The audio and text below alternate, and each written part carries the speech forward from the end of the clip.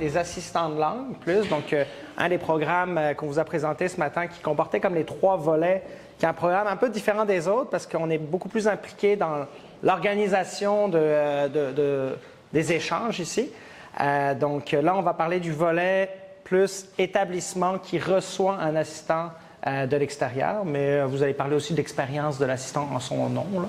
Donc, je vais vous laisser vous présenter qui vous êtes, quel établissement vous travaillez, puis on va aller à partir de là. Excellent. Et bonjour tout le monde. Très heureux d'être ici aujourd'hui. Merci pour l'invitation. Donc, moi, je suis Yannick Richer, professeur d'espagnol au Cégep de Lévis, accompagné de Derek White, prof d'anglais et responsable des moniteurs en termes de l'établissement. Donc, moi, je m'occupe beaucoup de l'administration là-dedans.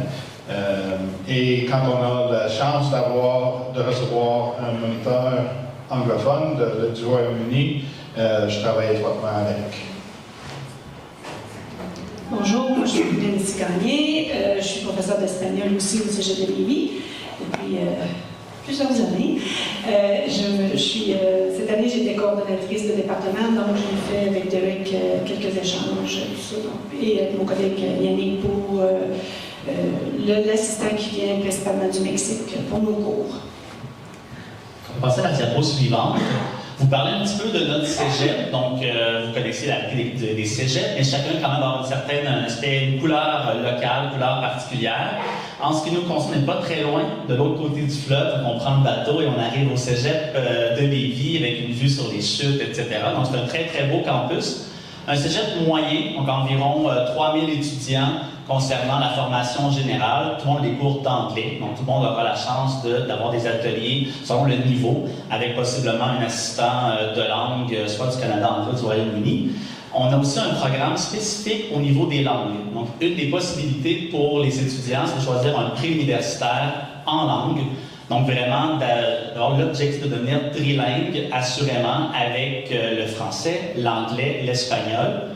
Notre 4e langue est un peu particulière à notre cégep. Depuis quelques années, on enseigne le portugais. Donc, une autre langue des Amériques, la langue du Brésil, entre autres choses, et une langue de plusieurs Québécois aussi dans notre communauté. On enseignait au préalable l'allemand, et ça a été vraiment la porte d'entrée, ça a été l'allemand pour être en programme de moniteur depuis que je suis au cégep.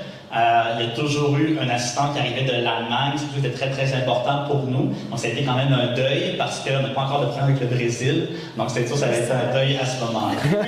La particularité aussi au niveau de nos programmes, c'est qu'il y a le 2 ans, le fameux programme langue habituel sur 2 ans, on a aussi les doubles decks. Donc on a des étudiants intéressés par les sciences de la nature, les sciences humaines, mais qui savent que c'est important de s'ouvrir à l'autre, d'apprendre des langues. Donc ils vont faire sur 3 ans 2 decks.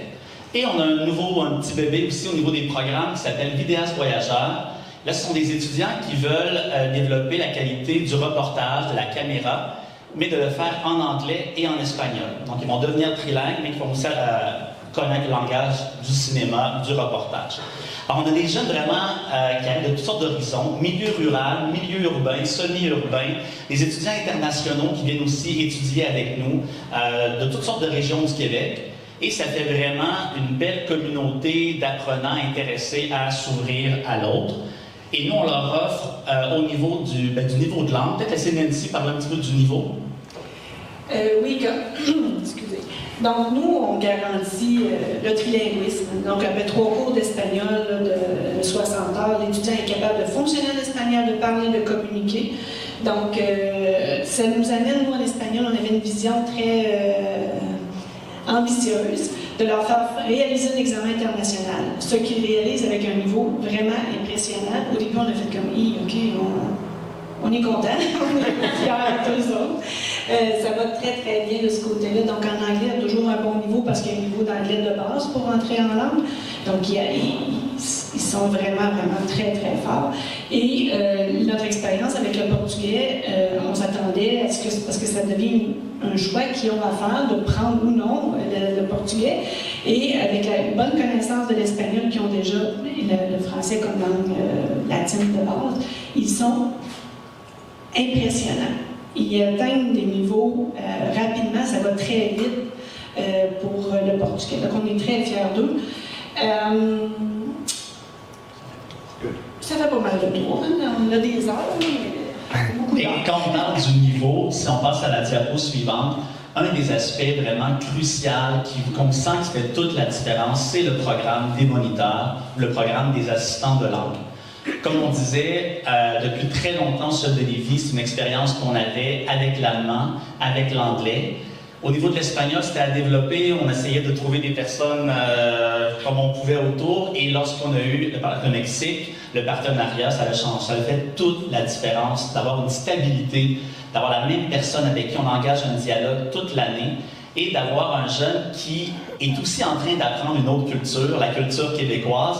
Fait que ça crée vraiment un riche échange entre nos jeunes qui apprennent l'espagnol et la personne du Mexique qui, elle, découvre le monde du Québec. Donc, à quoi ça ressemble un petit peu? On demandait notre expérience. C'est quoi, pour le Cégep de Lévis, recevoir un assistant de langue? Fait que nous, comment ça commence? Bien, ça commence qu'il ne faut pas oublier. Derek, Nancy, on a-tu envoyé le formulaire? Donc, il y a un formulaire, il faut respecter une date limite pour que Renaud reçoive le fameux formulaire parce que c'est vraiment vital pour notre programme, pour nos étudiants. Donc, il ne faut pas manquer le bateau. Donc, on a un formulaire qu'on envoie, qu'on complète. Et après ça, bien là, c'est l'attente, c'est un petit peu l'angoisse, l'anxiété de savoir est-ce qu'on sera retenu, parce que vous savez que c'est un nombre limité de personnes qui arrivent. On aimerait ça qu'il y en ait peut-être encore plus pour...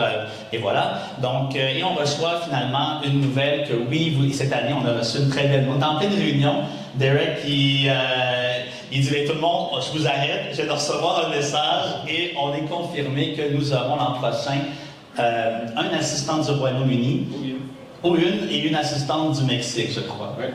Et puis à ce moment-là, là s'engagent des formalités au niveau où est-ce qu'en sens qu'on envoie une lettre à la personne pour lui dire voici ce que nous on te propose comme institution, comme Cégep, dans quoi tu t'embarques un petit peu avec nous, qu'est-ce qui s'en vient pour toi, ne serait-ce que quand seront tes congés pour pouvoir planifier peut-être quelque chose à faire, quand est-ce que tu travailleras avec nous, etc., etc.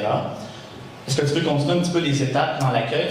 Oui, donc moi et Derek, on se partage les choses palpitantes comme aller à la caisse des jardins, avec les jeunes, hein, parce que des fois, c'est tout de l'inconnu pour eux, donc on leur donne un coup de main. Cette année, on a eu la chance avec le collège d'avoir un accès directement aux résidences. Ça, c'est merveilleux, parce qu'il y a des jeunes qui sont pas si loin en âge, sont près du collège, ils viennent, donc c'est super facilitant. Donc j'ai fait une demande dans ce sens pour les prochaines années. Donc tout ce qui est l'organisation, GTCD, donc coordinateur de département, coordinatrice de département, donc les clés, il y a un local, on leur montre où est-ce qu'ils sont, le matériel, tout ce qu'on a d'accumuler au fil des années. Donc, chaque assistant, il va de sa personnalité, de ses activités. Donc, nous, on les guide parce qu'on a vraiment un programme serré. Donc,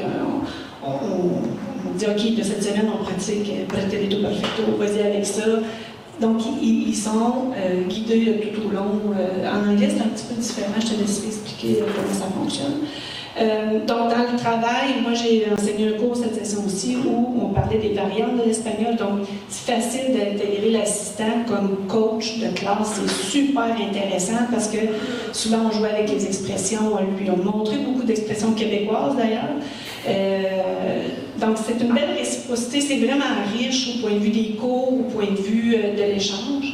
Et on les intègre à notre vie de programme. Nous, on est très actifs sur le programme, on a des conférences, on a toutes sortes de choses pour nos étudiants. On les amène là-dedans, Dia de Muertos, on en fait des affaires.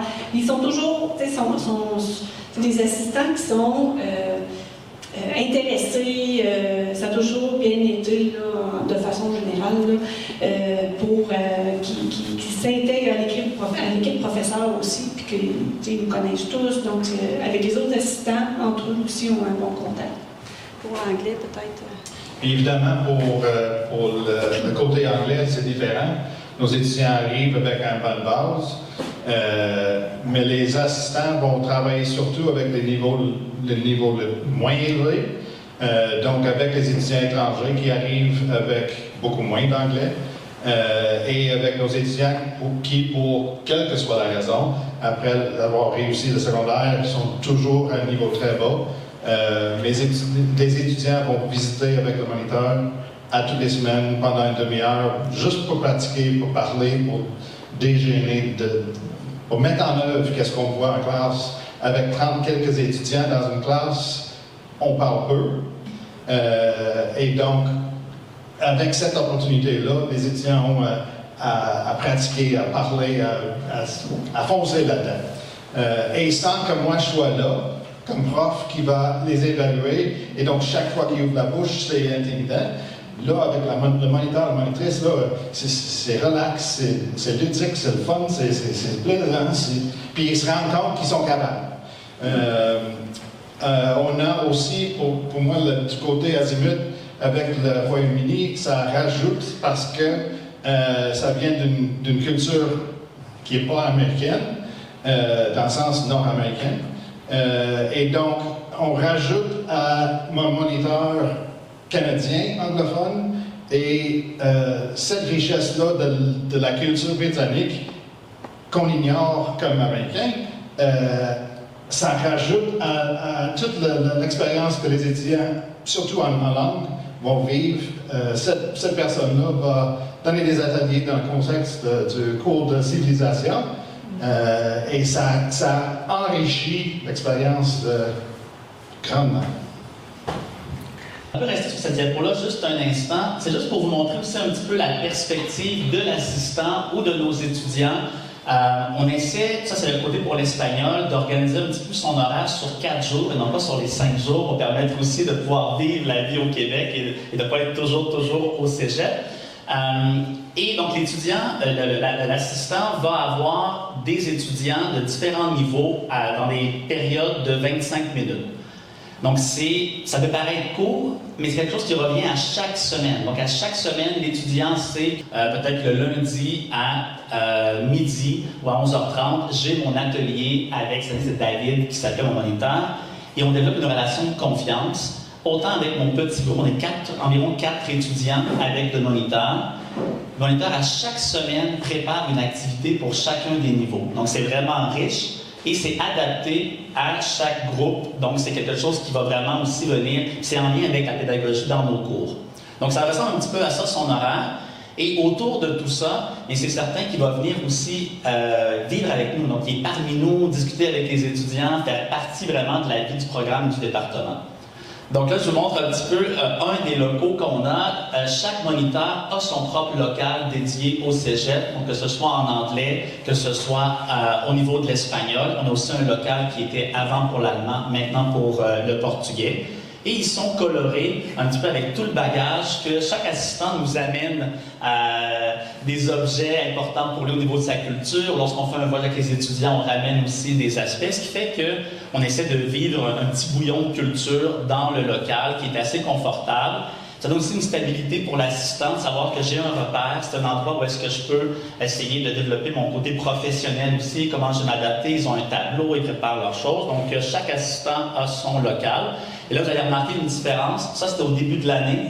Notre assistant, cette année, a décidé de travailler, de métamorphoser un petit peu son local. Au niveau de la porte, entre autres, il y aura des changements vers la fin.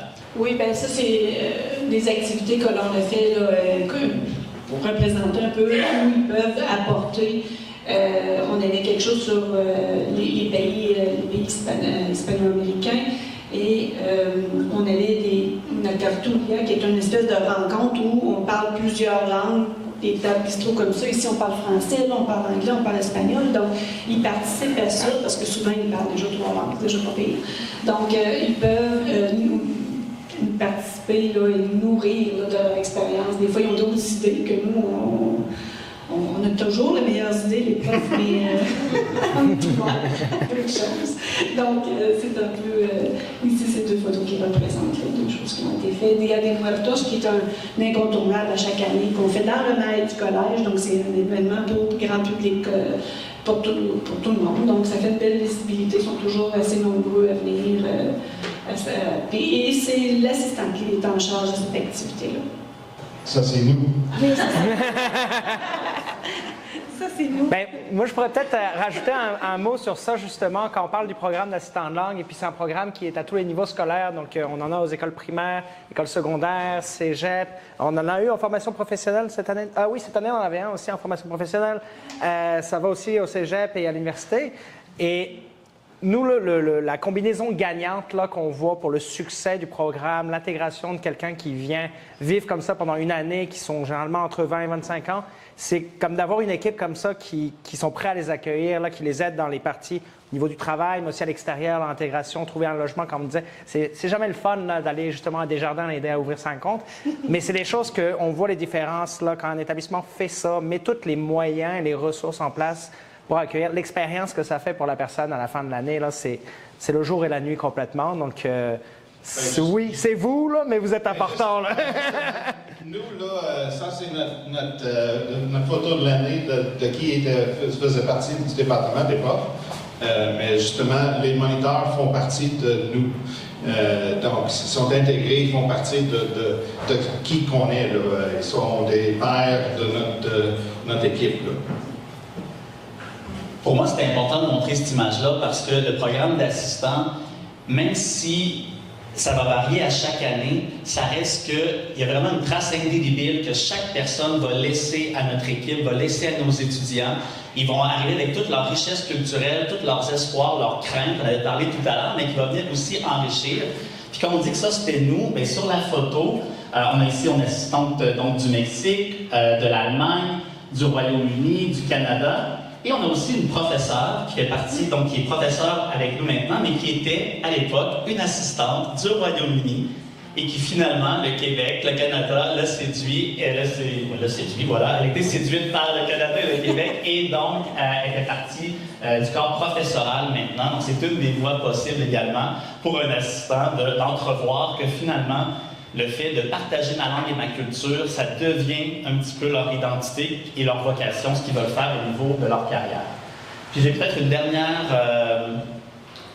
avant-dernière. Donc ça ici, c'était juste pour vous montrer, donc nous, on est des professeurs, on a une certaine approche du travail, de la vie sociale, mais entre eux, également, il va se créer une amitié, il va se créer des liens. Donc, à chaque année, vous voyez des années différentes ici, là, d'assistantes qui vont demeurer en contact, qui vont s'épauler, qui vont s'entraider, même si ce n'est pas la même langue avec laquelle ils vont travailler. Ça demeure que ce contact-là avec les étudiants, parfois les craintes qu'ils ont, les idées, bien, ils peuvent s'entraider. Donc, ça, c'était pour vous montrer ça. Et puis, lui, il y a un aspect de reconnaissance quand même. Donc, à la fin de l'année, on reconnaît le travail des étudiants.